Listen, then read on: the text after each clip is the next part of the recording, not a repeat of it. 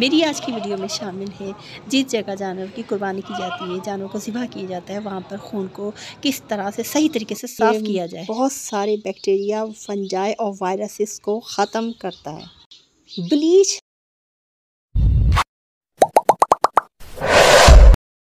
अस्सलाम वालेकुम my YouTube family, welcome to my YouTube channel Fahmi's cooking and kitchen hacks. Bleach, जिसका chemical name है sodium hypochloride, ये बहुत स्ट्रॉन्ग ऑक्सीडाइजिंग एजेंट है और आमतौर पर ये इस्तेमाल होता है घरों में क्लीनर्स के तौर पर, डिसइंफेक्टेंट और वाटर ट्रीटिंग प्रोसेस में। ब्लीच ना सिर्फ सफ़ेद कपड़ों का पीलापन दूर करने के लिए इस्तेमाल किया जाता है, बल्कि डिसइंफेक्ट कर सकता है, यानी कि इसका मतलब है कि इफ़ेक्टिवली ये बहुत सारे बैक्टीरिया, फंजाई और वायरसेस को ख़त्म करता है। ब्लीच बिल्टअप करता है क्लोरोफॉर्म हवा में। क्लोरोफॉर्म बहुत ही well known cancer causing chemical है। ब्लीच जैसे कि फंजाई, वायरसेस और बैक्टीरिया को ख़त्म करने की इसमें एबिलिटी होती है।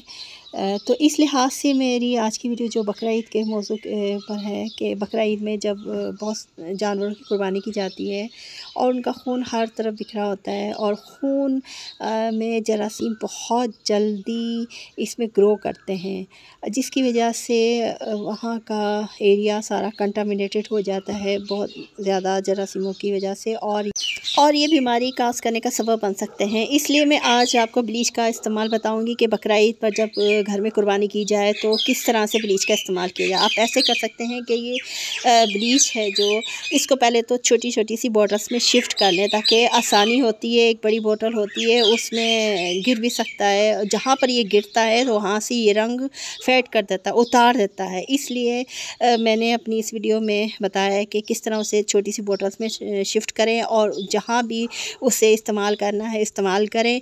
और इसके बाद जहाँ पर जिस एरिया में कुर्बानी की गई हो वहाँ पर इर्द गिर्द ये ब्लीच पानी में डालकर, एक बाल्टी पानी लें और एक ढक्कन इसके लिए, ये जो ढक्कन है इसकी बोतल के ऊपर, ये काफ़ी होता है, एक ढक्कन उस पानी में डाल दें और उस पानी से, ब्लीच मिले पानी से उस एरिए को, उस जगह को साफ़ कर दें।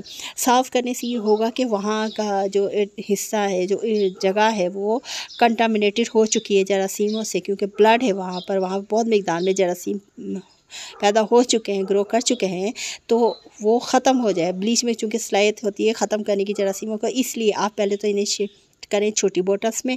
छोटी बोतल से ये बहुत आसानी रहेगी कि आपको ये जहाँ भी, जिस जगह भी इस्तेमाल करना है, ये बेस्ट तरीका है। बहुत ज़बरदस्त टिप है। मैंने ये बड़ी बोतल से छोटी बोतल्स में शिफ्ट किया है ब्लीच को। ये लेकिन ऊपर लेबलिंग ज़रूर कर दें, क्योंकि ये बच्चे अगर इसको देख लें तो वो इस्तेमाल ना कर लें।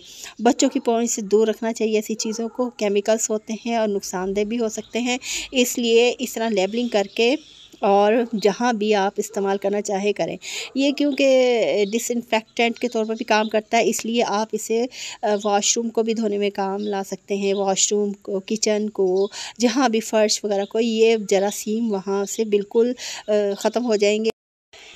इस तरह की छोटी बोतल्स में आप बड़ी बोतल से शिफ्ट कर लें और शिफ्ट करके इसे वॉशरूम में एक बोतल रख दें, किचन में रख दें, जहाँ जहाँ ब्लीच का इस्तेमाल होता है। जो कपड़े वॉश होते हैं, सफ़ेद कपड़े, बच्चों की यूनिफॉर्म, जो भी सफ़ेद कपड़े, तो वॉशरूम में या लॉन्ड्री में जहाँ भी ये इसे रखें कि आसानी हो में इस्तेमाल करने में और गिरे ना, महफूज हो जाता है। इस तरह से बड़ी बोतल से वो गिर भी सकता है, और जहाँ पर वो गिरेगा, चाहे फ़र्श पर गिरे चाहे कपड़ों पर गिरे, वहाँ का रंग ख़त्म कर देता है ये। ईद उल अज़हा बकरा ईद के लिए मैंने एक और इफ़ेक्टिव स्प्रे तैयार किया है। इसके लिए मैंने खुश्क ड्राई नीम के पत्ते लिए हैं और ये मैंने अपने रखे होते हैं।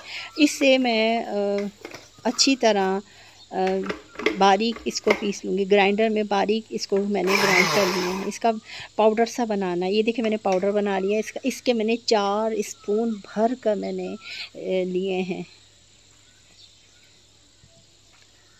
नीम के पत्तों में बहुत ही फ़ायदा है, ये जरासीमों को भी मारता है और बहुत ही इफ़ेक्टिव होता है। अब मैंने जो दूसरी चीज़ ली है वो देसी अजवाइन ली है। देसी अजवाइन के मैंने इसमें 4 स्पून भरकर इसमें लिए हैं। प्याली में मैंने दोनों चीज़ें एक साथ मैंने ले ली हैं। अब मैं क्या करूँगी, मैंने 1 लीटर पानी देगची में लिया है। 1 लीटर नहीं, 4 कप, ये 4 मग्गे पानी के। इसमें ये दोनों चीज़ों को मैंने डालकर चूल्हे के ऊपर मैंने इसे पकाना है, ताकि दोनों चीज़ें बहुत अच्छी तरह पक जाएं। जब ये अच्छी तरह से पक जाएंगी तो इनका जो असर पानी के अंदर आ जाएगा, तो इसको उतार कर ठंडा करना है। ठंडा करने के बाद अब जिस बोतल, स्प्रे बोतल मैंने ली है, उसके अंदर मैंने ये छाननी के ऊपर उससे इसको स्टैंडर से स्टैंड कर रही हूँ, ताकि ऊपर जो उसका है ड्राई लीव्स, नीम के पत्ते और अजवाइन ऊपर है जाए। एक मैंने बोतल, देखिए 1 बोतल मैंने भरी, अब दूसरी भरी। 1 लीटर पानी है ये, माशाल्लाह काफ़ी ज़्यादा बन गया है और ये बहुत इफ़ेक्टिव है। थोड़ी सी चीज़ों से देखें ना कितना सारा ये स्प्रे बन गया है। अब ये स्प्रे मैं उस जगह करूँगी जब बकरा ईद में जहाँ कुर्बानी की जाएगी, उस जगह मक्खियाँ मच्छर की बहुतायत हो जाती है। इसलिए हमें ये चीज़ें पहले से तैयार कर लेनी चाहिए, ताकि बकरा ईद के दिन हम इन से पैदा होने वाली बीमारियों से अपने आप को, अपनी फैमिली को, बच्चों को महफूज कर सकें। अब इसको हर उस जगह पर स्प्रे करें जहाँ पर कुर्बानी की गई है, अच्छी तरह से स्प्रे कर लें। मैंने बरोज़ पीर 2 जून को लहसुन को छीलने के तेज़ तरीन तरीके की वीडियो लगाई थी, जिसके जवाब में देसी टेलर आर्ट ने कमेंट में लिखा था, सिस्टर मैंने टोकरी से लहसुन छीलने की कोशिश की लेकिन नहीं हुआ। मैंने ये दोबारा वीडियो मुख्तसरन बनाई है ताकि दिखा सकूँ कि किस तरह मैंने काम किया। इसके लिए टोकरी का खुरदरा होना बहुत ज़रूरी है। शायद उसने टोकरी बास्केट जो ली होगी वो खुरदरी नहीं होगी, कोई वजह होगी, वरना ये सब कुछ मैंने आपके सामने किया है। मैं अपनी वीडियोस में अपनी ज़िंदगी के, अपने घर के, अपने किचन के एक्सपीरियंसेस होते हैं वो अपने व्यूअर्स के साथ शेयर करती हूँ। ये देखिए किस कदर आसानी के साथ ये लहसुन के छिलके अलग हो रहे हैं। आप चाहे जितना मर्ज़ी लहसुन इस तरीके से छीलें, बहुत आसानी के साथ छीला जाएगा, लेकिन बास्केट का खुरदरा होना बेहद ज़रूरी है। उम्मीद करती हूँ कि आपको मेरी ये वीडियो, ये ट्रिक पसंद आया होगा। अगर आप मेरे चैनल पर नए हैं तो काइंडली मेरे चैनल को ज़रूर सब्सक्राइब करें, बेल आइकन को प्रेस करें ताकि हर नई आने वाली वीडियो का नोटिफिकेशन आप तक पहुंच जाए। लाइक करें, आपका दिया हुआ लाइक हमारी हौसला अफजाई करता है, हम नए आइडियाज़ के साथ वीडियोस बनाते हैं। कमेंट करें, शेयर करें। मैंने लहसुन के सिलसिले में जितनी भी वीडियोस अपलोड किए हैं वो मेरे अपने घर के तरीके होते हैं जो मैं अप्लाई करती होती हूँ, क्योंकि लहसुन को छीलना बहुत मुश्किल काम होता है, ख़ास तौर पर जब बहुत ज़्यादा मिक़दार में छीला जाए।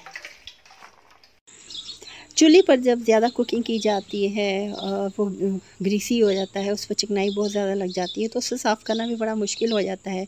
लेकिन मैंने इस कुकिंग रेंज को सिर्फ़ और सिर्फ एक चीज़ से साफ़ किया, कोई केमिकल नहीं, कोई डिटर्जेंट नहीं, कुछ नहीं। और देखें कितनी ज़बरदस्त तरीके से साफ़ हुआ। पहले इस तरह था, इस पर चिकनाई, ऑयल वगैरह जो कुकिंग के दौरान चूल्हे पर गिरता है तो इस तरह के निशान पड़ जाते हैं और कुछ देर के बाद ये जम जाते हैं, जिससे चूल्हा साफ़ करना बहुत मुश्किल हो जाता है। मैंने इस ग्रीसी चूल्हे को साफ़ करने के लिए बहुत ही आसान ट्रिक इस्तेमाल की है। उम्मीद करती हूँ कि आपको ये ट्रिक भी पसंद आएगी, मेरा आइडिया भी पसंद आएगा। इसके लिए मैंने एक डेगची में पानी लिया है और उसे चूल्हे पर रख दिया है। पानी को बहुत ही हॉट गर्म करना है। अब क्या करना है कि इस उबलते हुए गर्म पानी को, खोलते हुए पानी को उन जगहों पर डालना है जहाँ पर चिकनाई लगी हुई है, लेकिन ज़्यादा नहीं डालना कि वो चूल्हे के अंदर ही जाए। देखिए मैं थोड़ा थोड़ा सा डाल रही हूँ और इससे ये होगा कि ये बहुत क्विक फास्ट तरीके से ये साफ़ हो जाएगा। मैं इसे अब कपड़े से हल्का हल्का थपथपा कर इसे साफ़ करें, इससे ये दाग उतर रहे हैं। लेकिन अगर ये दाग ना भी उतर रहे हों तो इसके लिए ये करें कि जाली जो होती है, बर्तन धोने वाली स्क्रबर जो होता है जाली, उसको रगड़ लें। अगर वो ज़्यादा थिक है, हार्ड है, नहीं उतर रहे, तो इस तरह करने से ये बिल्कुल ही चूल्हा साफ़ ज़बरदस्त हो जाएगा। देखिए मैंने ये जाली से भी जो ये बर्नर होते हैं ये ब्लैक हो जाते हैं, इसके इर्द गिर्द में जाली से साफ़ कर रही हूँ।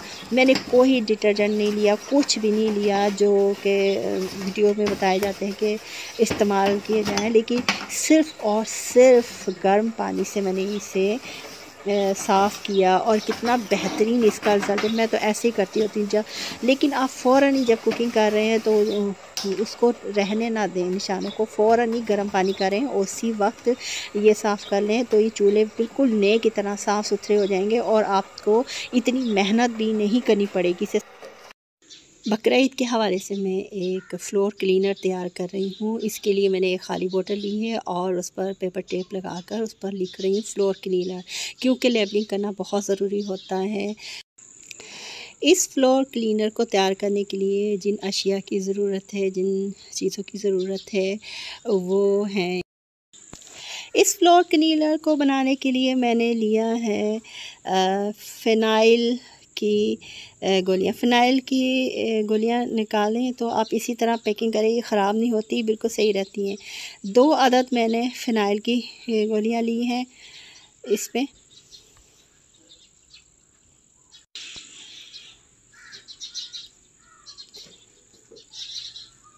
अब इसको इसी तरह बंद करके रखना है, इससे ये सही रहती हैं और ख़राब नहीं होती।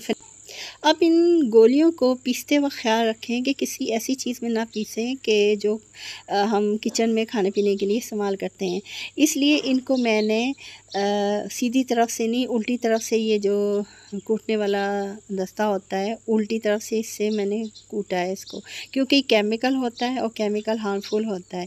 इसका अच्छी तरह से पाउडर बना लें।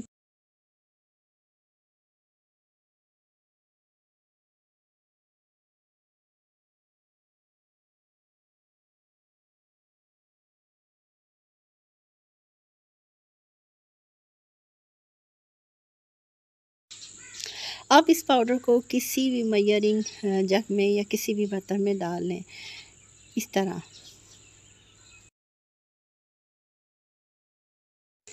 दूसरी जो चीज़ लेनी है वो सॉल्ट लेना है, लेकिन सॉल्ट आम वाला सॉल्ट नहीं है। ये सॉल्ट जो लेना है, ये लाहौरी जो नमक होता है ना, मोटा मोटा सा, उसको बारीक करके कूटना है। और ये एक मैंने पूरा स्पून भर कर इस मेजरिंग जग में मैंने डाल दिया है, देखें। अब आम कोई भी नॉर्मल पानी लेना है और इसको इस जग में डालकर अच्छी तरह से मिक्स करना है। इसके बाद मैंने डेटॉल लिया है। डेटॉल को लेना है, ये 4 स्पून मैंने भर कर इसमें शामिल किए हैं। फ़िनाइल, सॉल्ट और ये चौथा डेटॉल है। 4 चम्मच मैंने इसमें शामिल करके इसको भी अच्छी तरह मिक्स कर दिया। इस मिक्सचर को, इस सॉल्यूशन को चम्मच की मदद से हल करना है ताकि अच्छी तरह से हल हो जाए। अब जो मैंने पहले स्टार्ट में बोतल तैयार की थी, लेबलिंग किया था, इसमें 1 लीटर तक तकरीबन पानी इसमें आप ऐड कर दें। 1 लीटर पानी मैंने इसमें ऐड कर दिया है, ये देख सकते हैं आप। अब इसमें ये जो मैंने सॉल्यूशन मेजरिंग जग में बनाया था, इसको हिलाकर अच्छी तरह मिक्स कर लिया था। इस सॉल्यूशन, इस मिक्सचर को आप इस बोतल के अंदर डाल दें। इस तरह डालकर ये सारा सॉल्यूशन इसके अंदर जाना चाहिए, कोई भी ना जग में रहे। इसमें थोड़ा सा पानी दोबारा जग में डालकर वापस इस बोतल के अंदर डाल दें ताकि रह ना जाए हमारा जो भी हमने मिक्सर सॉल्यूशन तैयार किया है। अब इस बोतल का लिड अच्छी तरह से बंद करके इसको अच्छी तरह शेक करें, बहुत अच्छी तरह हिलाएं ताकि जो सॉल्यूशन इसके अंदर हमने बनाया है मैंने, वो अच्छी तरह इसके अंदर डिज़ोल्व हो जाए पानी के अंदर। अब फाइनल फोर्थ जो चीज़ मैंने ली है, विनीगर है, वाइट विनीगर, सिरका। वाइट विनीगर मैंने लिया है, ये 1/2 कप।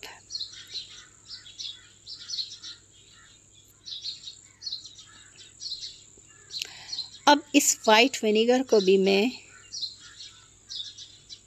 इस मेजरिंग जग का, क्योंकि आगे से ऐसा इसका शेप बनी हुई है कि आसानी से ये बोतल के अंदर ये जाएगा और गिरेगा नहीं है। अब देख सकते हैं मेजरिंग जग, इसलिए मैंने ये लिया है कि इसके अंदर मैंने बोतल के अंदर ये लिक्विड सारा सॉल्यूशन डालना था, ये मैंने इस तरह इसके अंदर शामिल कर लिया। ये बोतल के अंदर 4 चीज़ें मैंने इसमें डाली हैं और अच्छी तरह अब इसको मिक्स करना है, इसको हिलाना है कि सब चीज़ें यकजान हो जाएं, एक नज़र ना आए अलग अलग से। सारी चीज़ें चारों एक साथ हल हो गई हैं। अब इसको मैंने तैयार करके रख दिया है बकरा ईद के लिए फ्लोर क्लीनर के तौर पर, कि जहाँ पर भी आप कुर्बानी करें या घर में जहाँ पर भी आप देखें कि साफ़ करना है, ये घर में अंदर किचन में फ्लोर को साफ़ करने के लिए, ये बाहर से फ्लोर को धोने के लिए बाल्टी में पानी भर कर अब जितना हिसाब से 2 ढक्कन 4 ढक्कन जितना पानी उस हिसाब से ये फ्लोर क्लीनर उस पानी में आप शामिल कर दें और इस्तेमाल करें।